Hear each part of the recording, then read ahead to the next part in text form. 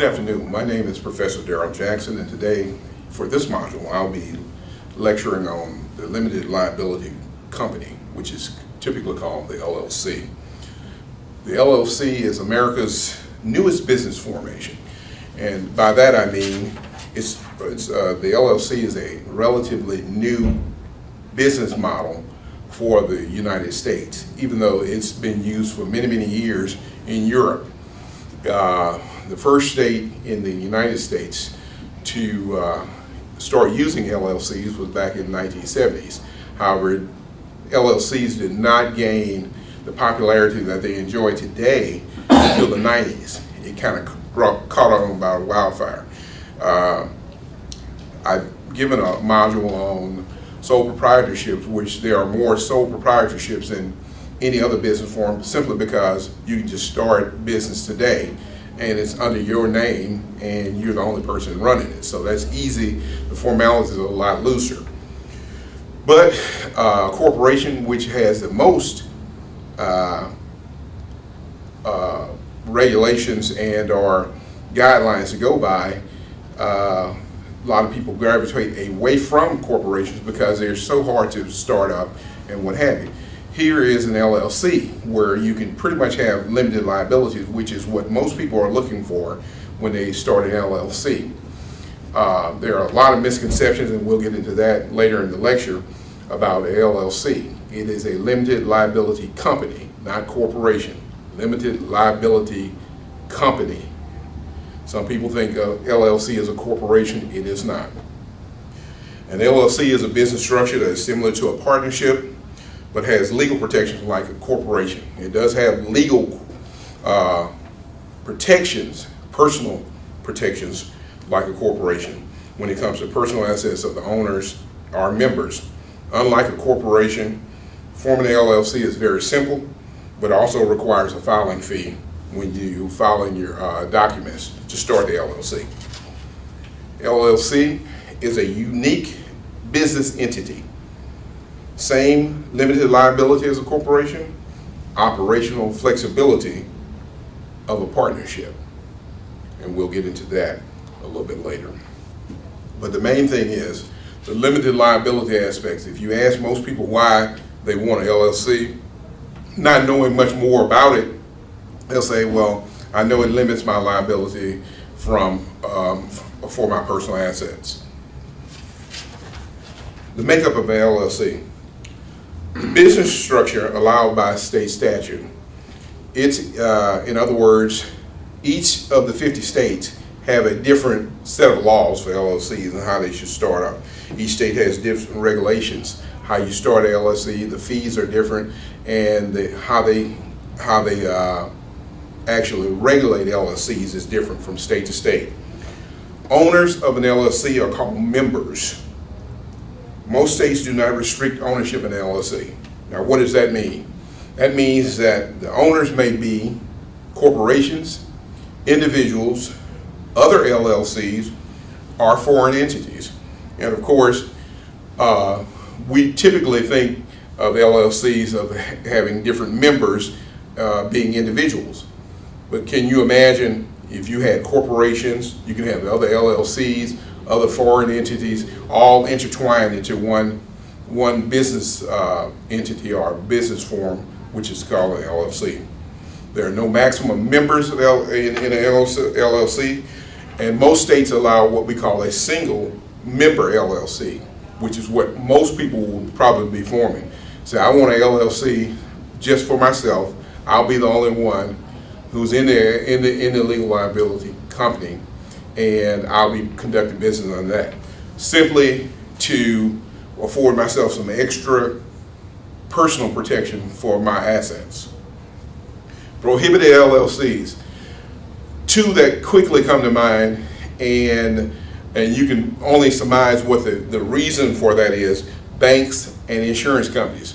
You want to be totally transparent, and you want to be able to see exactly what is transpiring and be able to get to the underlying causes of illegal activity in those particular entities, because the banking industry and the insurance industries are two of the biggest industries in the United States. Therefore, they cannot be LLCs. Mistaken identity. There remains a lot of confusion about LLCs and corporations. LLCs are oftentimes wrongly called limited liability corporations. Like I said in my introduction, a LLC is a limited liability company. It is not a corporation. LLCs are not corporations. They're totally different structure, and the way you go about forming them are totally different. There are some similarities, but they are not the same. So remember, LLC, limited liability company. It is not a corporation. Let's clear up some myths about LLCs. LLCs can, the first myth is LLCs can be set up in certain states to avoid corporate income taxes. First of all, you're talking about corporations.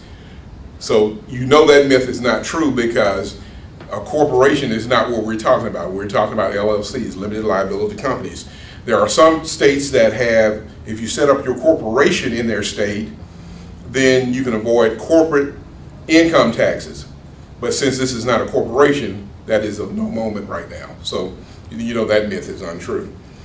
A LLC is a business entity for tax purposes. That is not true. LLCs are typically set up by, are regulated by states, and when you say tax purposes, you're talking about income taxes, which is a federal function. So there's no way you're going to get around. They do not recognize, the IRS does not recognize LLCs for tax purposes. So that myth is untrue. LLC is the same as a corporation. Of course, we've discussed that a little bit so far. An LLC is not a corporation. A corporation has articles of incorporation to start it. An LLC has articles of organization to start it. A corporation has bylaws to govern its day-to-day activity.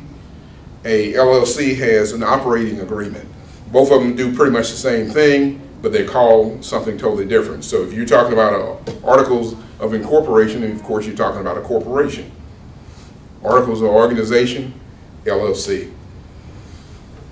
Fourth myth, corporations are safer than LLCs.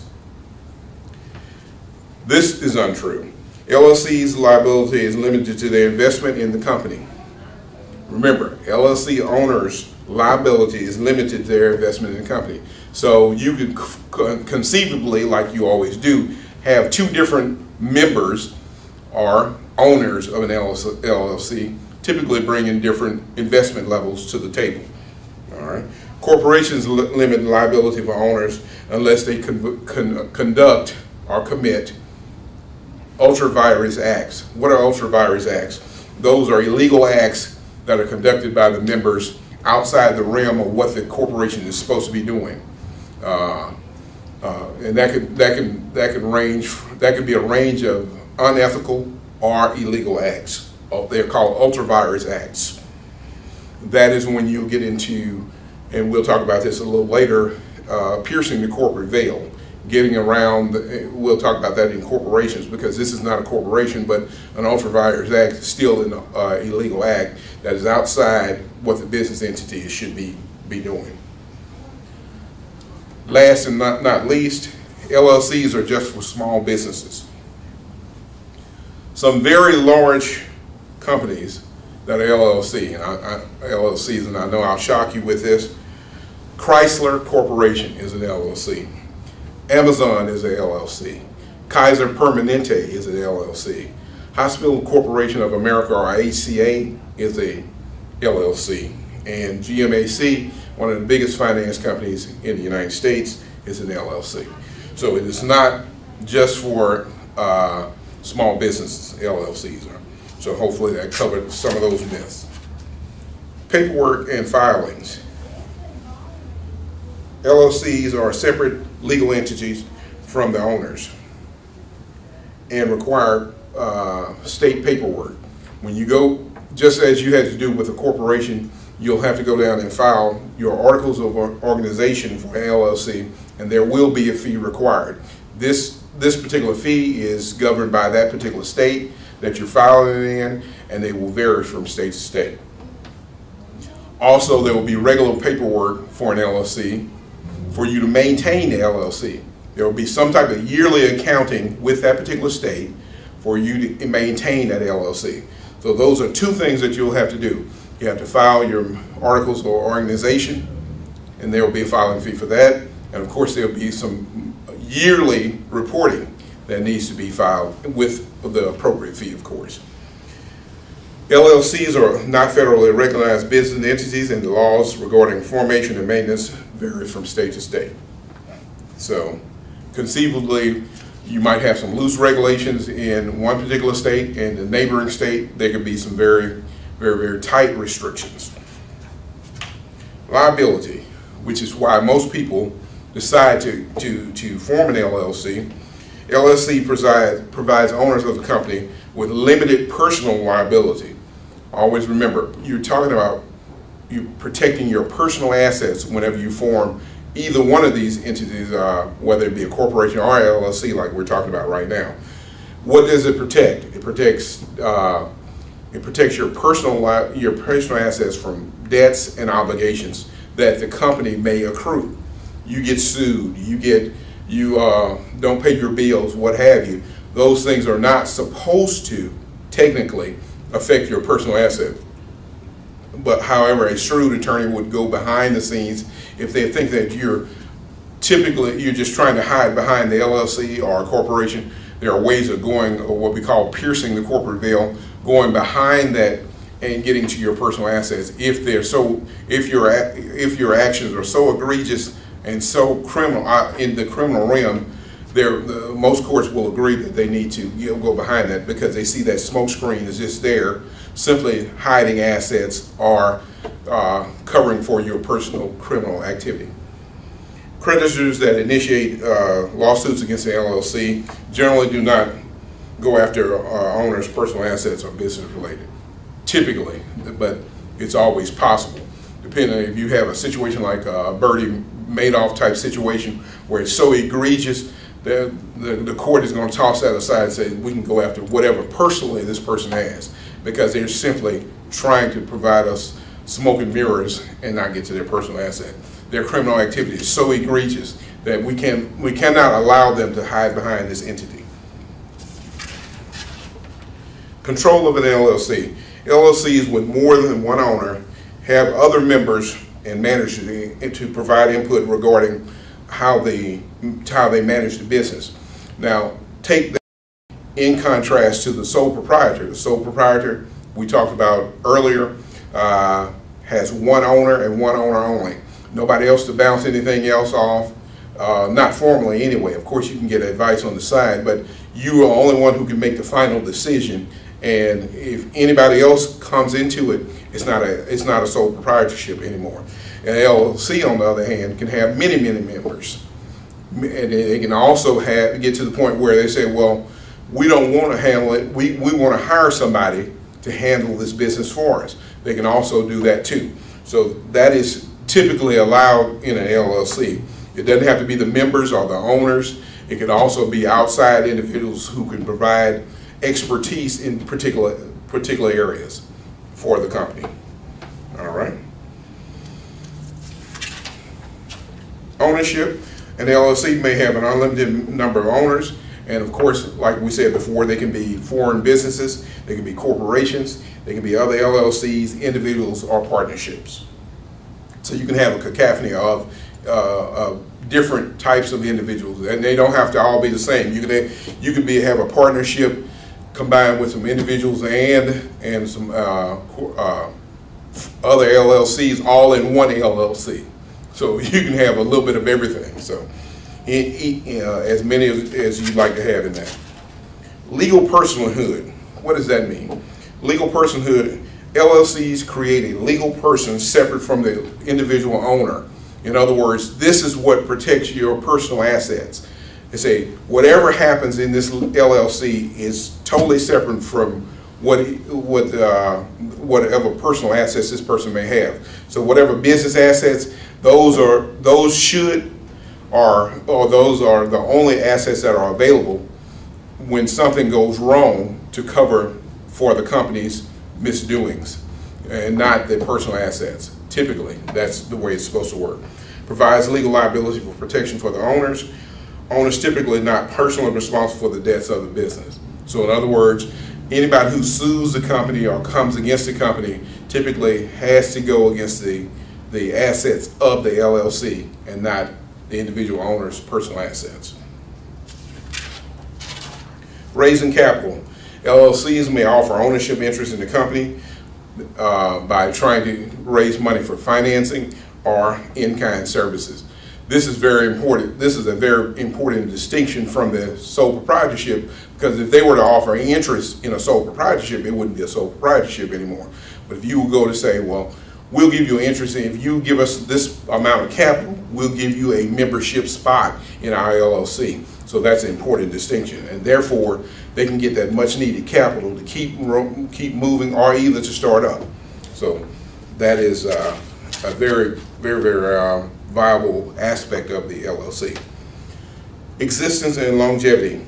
LLC's operating agreement provides provisions in continuing the company in the event of a member's death, withdrawal, or retirement. Remember, we said in the SP, or the sole proprietorship, if you were to die, retire, or withdraw, the SP would be over, or the sole proprietorship would be over. In this particular case, your articles of organization provide what happens if X dies, or X moves on, or X withdraws, or X wants to move on. There is a provision in your LLC, that operating agreement, that will cover for that, and the LLC can continue to move on without that particular entity or person.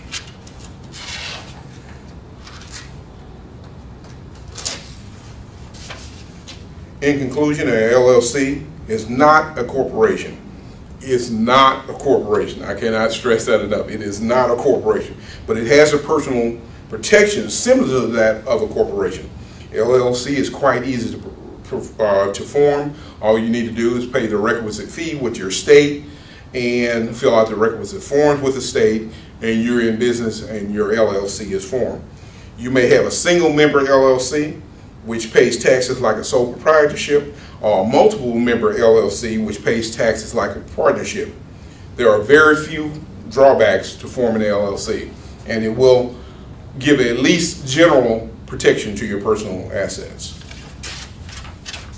If you need additional information or additional resources, you may go to findlaw.com, lexisnexis.com, Black's Law Dictionary, Law Info, Westlaw.com. I'm Professor Darryl Jackson, BA Political Science from Grambling State University, and Juris Doctor from Southern University Law Center. It has been a pleasure providing this lecture to you. Thank you.